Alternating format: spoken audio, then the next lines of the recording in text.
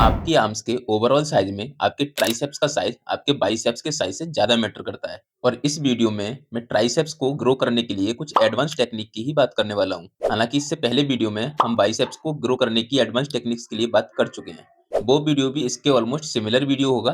आपने अगर अभी तक चेक नहीं किया है तो आप जाकर के चेक कर सकते हैं। आई बटन में उसका लिंक मिल जाएगा या फिर आपको डिस्क्रिप्शन में लिंक मिल जाएगा। ये कुछ ऐसी टेक्निक्स होने वाली हैं जो आपके ट्रेनर्स भी आपको नहीं बताते होंगे। So now let's get started. Number 1, train with heavy loads. देखिए, आप मसल्स को जितना ज़्यादा स्ट्रेस देंगे, जितना ज़्यादा लोड देंगे, उतना ज़्यादा वो ब्रेक होगा और उसके बाद एक अच्छी रिकवरी और डाइट के साथ में आप उसको उतना ही स्ट्रॉन्ग करके बिल्ड कर सकते हैं। तो ये तो बेसिक साइंस है। उसके लिए आपको ट्राइसेप्स को हैवी लोड से ट्रेन करना चाहिए।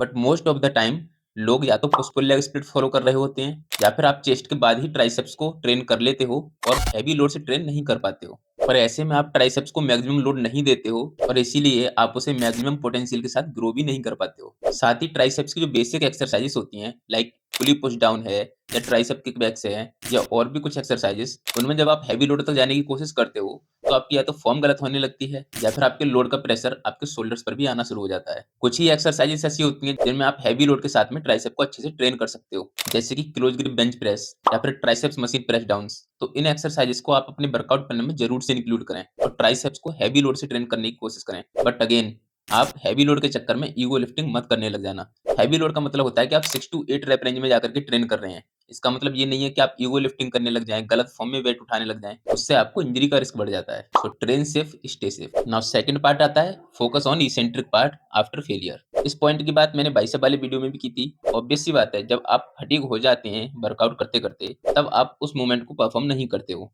लेकिन फेलियर तक जाने के बाद भी आपके अंदर इतनी एनर्जी तो रहती ही है कि आप उस एक्सरसाइज के इसेंट्रिक मूवमेंट को परफॉर्म कर पाओ या कंट्रोल कर पाओ। और उसके लिए आपको कॉन्सेंट्रिक मूवमेंट करना जरूरी है। लेकिन कॉन्सेंट्रिक मूवमेंट करने लायक आप में एनर्जी उतनी नहीं रह पाती है। उसके लिए आप थोड़ी सी चीटिंग करके वेट को लिफ्ट कर सकते हैं और उसके बाद में इसेंट्रिक मूवमेंट को परफॉर्म कर सकते हैं, जैसे कि मैं इन एक्सरसाइज में कर रहा हूँ। यहाँ वेट को लिफ्ट करते वक्त आप फॉर्म पर उतना ज्यादा ध्यान मत दीजिए, या फिर आप अगर सिंगल हैंडेडली कर रहे हैं तो आप दूसरे हाथ से हेल्प ले सकते हैं। उसके बाद में आप इसेंट्रिक मूवमेंट को अच्छे से फील करते हुए परफॉर्म कर सकते हैं। इस टेक्निक से आप अपने ट्राइसेप्स को फेलियर तक अच्छे से ट्रेन कर पाएंगे और मैक्सिमम रिजल्ट्स आपको मिलेंगे। Now moving on to the next point, which is increase the frequency. देखिए, ट्राइसेप्स कोई बहुत बड़ा मसल नहीं है। इसको रिकवरी के लिए 48 आवर्स बहुत होते हैं।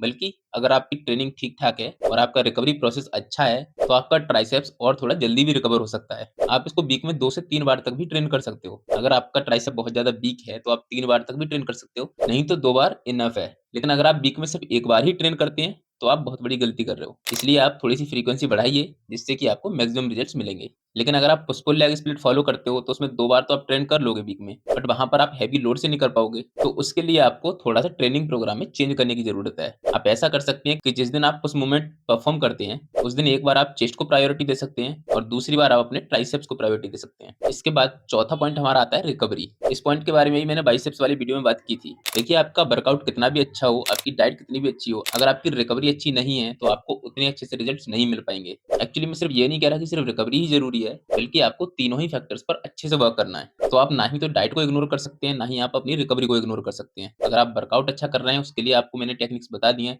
आपको रिकवरी पर भी उतना ही ध्यान देना चाहिए। अच्छे रिकवरी प्रोसेस के लिए आप वर्कआउट के बाद में अच्छे फास्ट डाइजेस्टिव कार्ब्स लीजिए, प्रोटीन इंटेक पूरा कीजिए और साथ ही अपनी स्लीप अच्छे से पूरी कीजिए। इसके अलावा वर्कआउट के बाद में कोल्ड शावर या नॉर्मल शावर ले सकते हैं। तो इन सारे पॉइंट्स की मदद से आप अपने ट्राइसेप्स को अच्छे से ग्रो कर सकते हैं और आप अपने ओवरऑल आर्म्स का साइज भी बढ़ा सकते हैं। देखिए, आपके ओवरऑल आर्म्स के साइज में लगभग 65 टू 70% पार्ट आपके ट्राइसेप्स का ही होता है। और अगर आप सिर्फ बाइसेप्स पर ही फोकस करते हैं तो आपका ओवरऑल आर्म्स का साइज बड़ा नहीं दिखेगा। इसके अलावा अगर अभी तक आपने बाइसेप्स वाला वीडियो नहीं देखा है तो आप जाकर के चेक कर सकते हैं। अगर आप जिम नहीं जा पाते हैं और आपको होम वर्कआउट की जरूरत है तो ये वाली प्लेलिस्ट आप चेक कर सकते हैं। मैं मिलता हूँ आपसे अगले वीडियो में।